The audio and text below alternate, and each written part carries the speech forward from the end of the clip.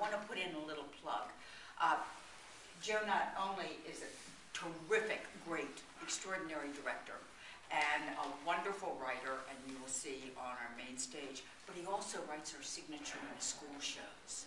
And so this year he'll be writing his 6th signature in the school show. So I'm just going to, first I'm going to have you talk about Walter Cronkite is Dead, okay? How it came to be, how it morphed, and tomorrow night we're going to open and applaud it. Yes.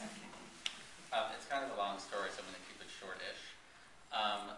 Back in it was 2002, my sister lives in DC, and my brother-in-law, he writes and produces for radio, and he decided to do a piece on survivors at the Pentagon on September 11th. And he sent me the transcripts, which he sometimes would do with shows of his. And they were really beautiful and really heartbreaking. And he did it because there had been no feature on radio or television, and one in a major newspaper in the entire country, so which is why he did it. And so I called Marcia and said, I don't know what this is, but it's sort of moving and interesting. And she said, well, the Kennedy Center is actively looking for September 11th pieces. So we went there for a week. They gave us a week in actors, and we read the transcripts. I edited them down, and then we read them. But I became much more fascinated by the actors' response to them, and my response to them. So I started writing in response to what the people were saying. Nancy Robinette was there that week, and actually the first piece of art I ever did is still, a semblance of it is still in the play. So I came up with this idea that this documentary is playing in a bar at an airport that was shut down. It had a security breach and was shut down. And so I left it with like 25 pages. But then I was like, I have no desire to write a September 11th piece particularly. And so I let it go for years, like at least 2 years. And then it came up again. Well, then I said, oh, I think maybe I'll write a show for Nancy around that character, because at the time it was probably the most fleshed out character. And she was that. We skipped though. You did write a whole play, and we did a reading of it. This is before that. Oh, this is before that. Okay. This is the in between, because okay. The Nancy thing was due because it was 2 times we brought up the fact of doing one woman show for Nancy. That's why. So the first time, and that's why we were talking and said, well, let's do it for page to stage. But then I didn't really know what I wanted it to be, and so I went back to the old writing and I really liked those characters, so I went back to the old idea and churned out probably a third of the play, and we did the reading of it at the Kennedy Center for page to stage. And then I put it away again. And then I finished it for the opening of the theater, and we did the reading, the opening of the theater weekend. And but it had 8 people in it, which, believe it or not, is a large cast these days, especially for a play, which is sad, but it is. And so there was that issue. I mean, I did a reading in New York. It always was very, very well received, but it was big.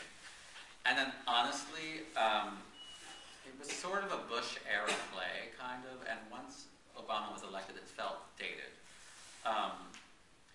And so then I was like, I don't know what to do with it. But Marcia was always sort of a real champion of the play. My sister, who's a playwright, was not badgered me, but really was like forceful about, you can't just let it all go away. So last summer, Marcia and I said, can we talk about this? Because I have to figure out some way to do something. And we went to lunch, and she had suggested, well, what if you take these 2 characters out and write a play for them? They had no interaction in the original play at all. But we were talking over lunch and about sort of the loss of civil discourse in America. And a bunch of people had died that summer. The oldest, Walter Cronkite had died. The oldest living American died. The last survivor of the Titanic died. And just the fact that what that meant for civility. And I said, well, Walter Cronkite is dead, for God's sakes. And I was like, that's a good title. So, and then I literally left there. I passed Eric on the way. He was eating lunch.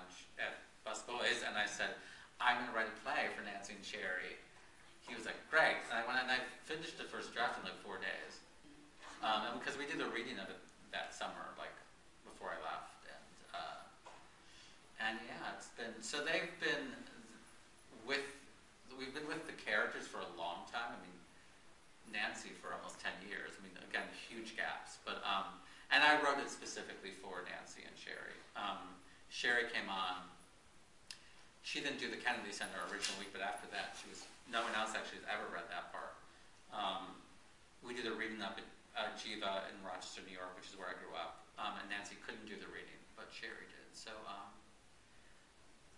but now the play, actually, interestingly, is about what was most striking to me when we were at the Kennedy Center was that coming in, before I read those stories, I know I had preconceived ideas of what it meant to be in the military, like as your life, that's your life work.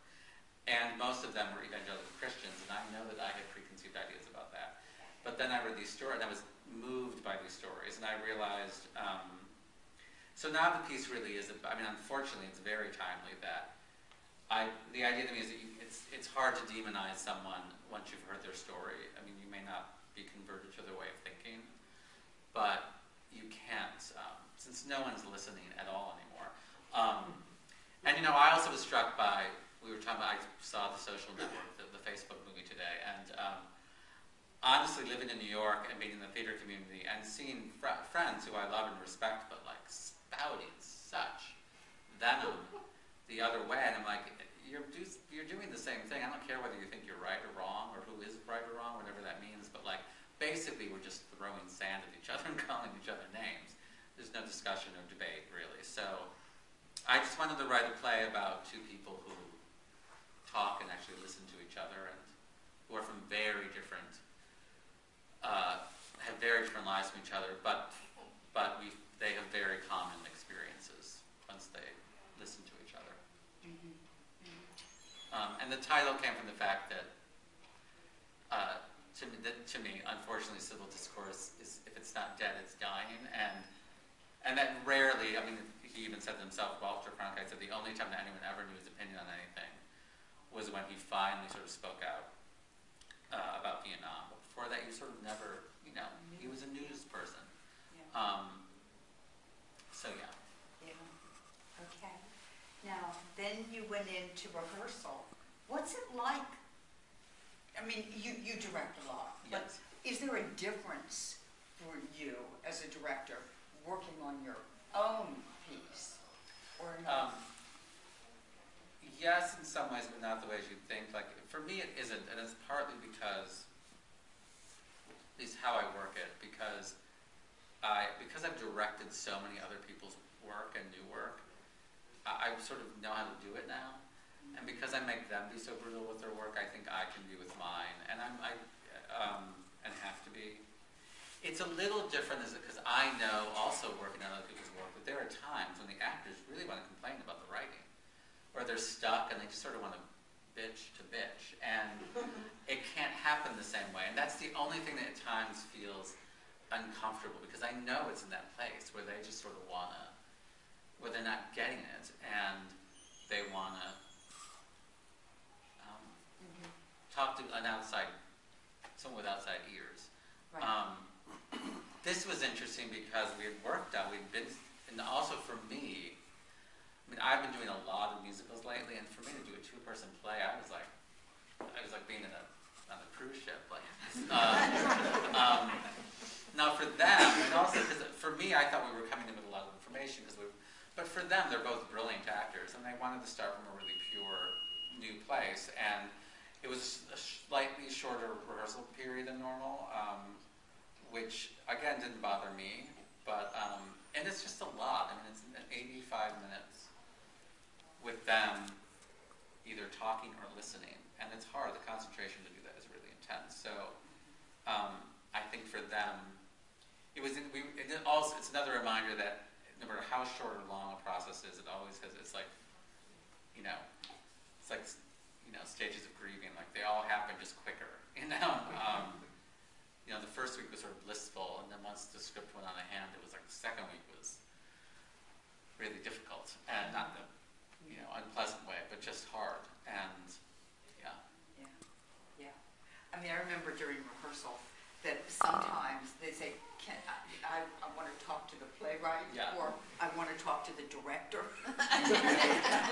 It was interesting because at first I think they really wanted, we had this one long discussion, because I was doing a lot of rewrites. I think we went, and I did thinking I was going to do very little rewriting, and I did major rewriting.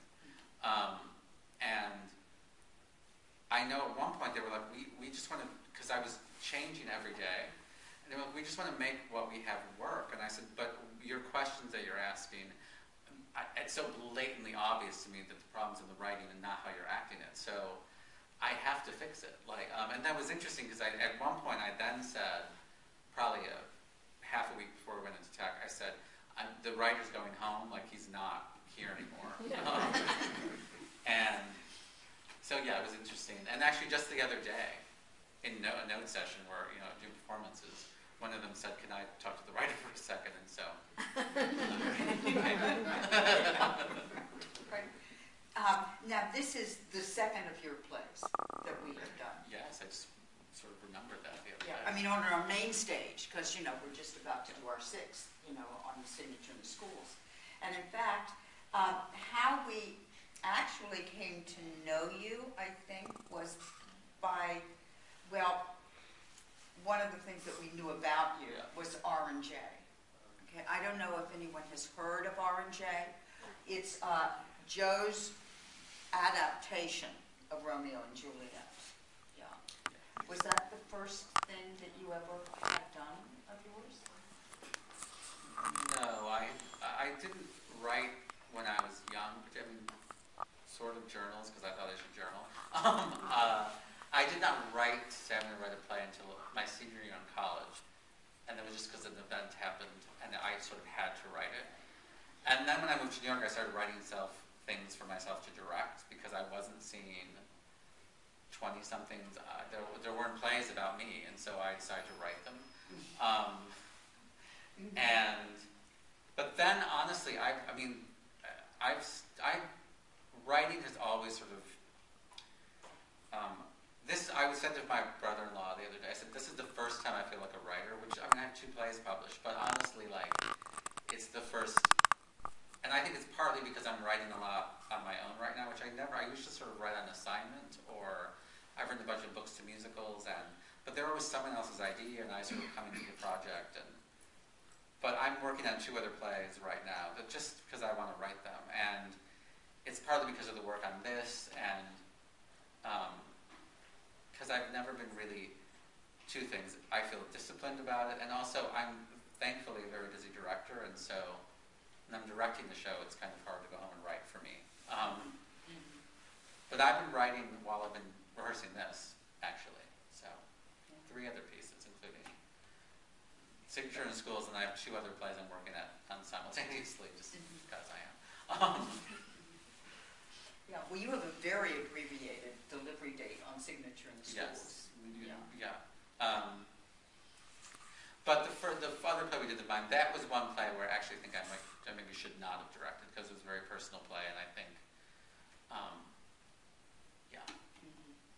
it may have been good to have a sort of outside eye on it. But this one I feel, it's great for me because Signature in Schools, I don't direct, Marcia directs, which is really freeing. It really is. But I have to say, Joe, when you get a script from Joe, it's almost self-explanatory. You write with a kind of director's ear eye. So it's like, oh, I get it. Yeah.